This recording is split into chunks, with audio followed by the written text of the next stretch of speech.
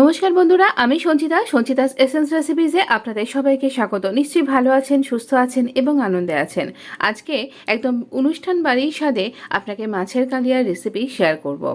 এখানে ভীষণ সুন্দর আর ইজি উপায়ে আপনি তৈরি করতে পারবেন এত সুন্দর একটা মাছের কালিয়ার রেসিপি, যেটা আপনি অনুষ্ঠান বাড়িতেই খেয়ে থাকেন। এখানে ভীষণ ইজি উপায়ে আমরা এটা কিন্তু শেয়ার করব। দেখুন তো কত টেম্পটিং হয়েছে। হঠাৎ করে যদি মনে হচ্ছে আপনার বাড়িতে কোনো লোক আসবেন, কোনো অতিথি আসছেন, বা আপনারই কোনো একটু অন্য রকমের মাছের রেসিপি ট্রাই করতে ইচ্ছা করছে, তাহলে আপনি রুই, কাতলা, মৃগেল যে কোনো মাছ দিয়েই এই রেসিপিটা কিন্তু ট্রাই করতে পারেন। আমি এখানে রুই মাছ দিয়ে তৈরি করেছি, আপনি কাতলা বা মৃগেল মাছ দিয়েও কিন্তু এটা তৈরি করতে পারবেন। এতটাই টেম্পটিং লাগবে, কিন্তু ভীষণ অনবদ্য গরম ভাতের সাথে একেবারে জমে যাবে, এইটুকুনি আপনাকে বলতে পারি। বাড়ির লোক তো বাবা বলবেই, আপনার অতিথিও কিন্তু খুবই ভালো বলবেন। ভীষণ অপূর্ব স্বাদ হয়। আর ভালো কথা, শুধু ভাত দিয়ে নয়, এটা আপনি আমাদের যে একদম মিষ্টি বাসন্তী পোলাওটা হয়, যার রেসিপি আপনি আমার চ্যানেলে পেয়ে যাবেন, তো সেই পোলাও দিয়েও কিন্তু এটা আপনি ট্রাই করতে পারবেন। তবে অনবদ্য এই রেসিপিটা আপনি জিরা রাইসের সাথেও কিন্তু ট্রাই করতে পারবেন।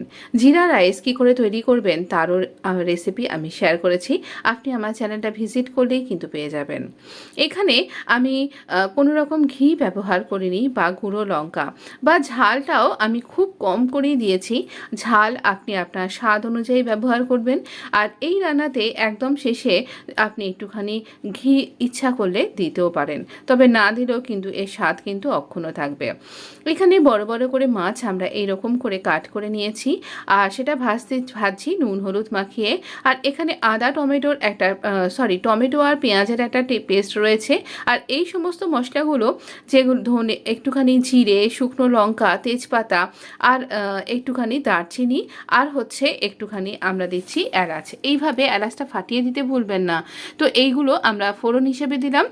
একই সাথে কিছুটা আদা আমরা দিয়ে দিচ্ছি, নুন, হলুদ, এখানে ধনে, জিরে, শাহি গরম মশলা, একটুখানি চিনি, সব কিছুর সাথে ব্যালেন্স ক্রিয়েট করবে এটাও আমরা ওই টমেটোর পেস্ট দিয়ে দেওয়ার পরেই দিয়ে দিলাম।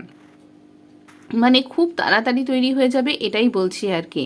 তো আমরা এখানে মশলাটাকে একটুখানি শুধু কষিয়ে নেব। মশলাটা কষিয়ে নেওয়াটা কিন্তু খুব দরকার, যেন কাঁচা গন্ধটা না থাকে।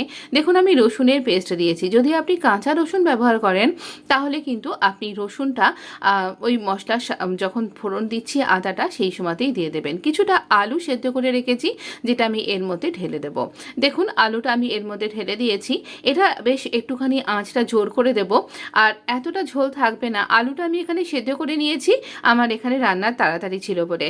আর আপনি যদি একটা না এরকমভাবে আপনার তাড়া নেই, তাহলে আলুটাকে আপনি ভালো করে কষিয়ে ভেজে নিয়েও কিন্তু করতে পারেন। এতে কিন্তু স্বাদের কোনো হেরফের হবে না। তো এরকম করে আমরা, এটা একটা টিপসও বলতে পারেন, এখানে যখন ফুটছে সেই সময় 2-3টে কাঁচা লঙ্কাকে আমি এইরকম করে ফাটিয়ে দিয়ে দিয়েছি ঝোলের মধ্যে।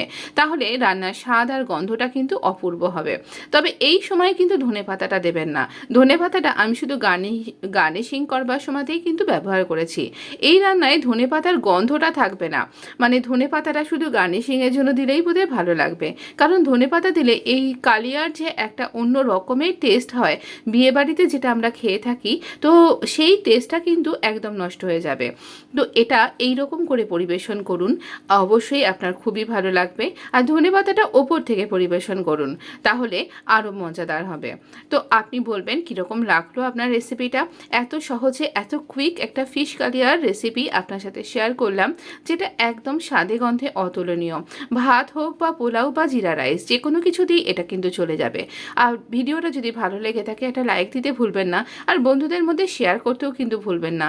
আর প্লিজ, এখনও যদি আমার চ্যানেলটা সাবস্ক্রাইব করে না থাকেন, তাহলে নিয়মিত ভিডিও পাওয়ার জন্য অবশ্যই আমার চ্যানেলটা সাবস্ক্রাইব করে নোটিফিকেশান বেলটা অন করে দেবেন। ভালো থাকবেন, সুস্থ থাকবেন। আপনার সাথে দেখা হবে নেক্সট এপিসোডে। ধন্যবাদ।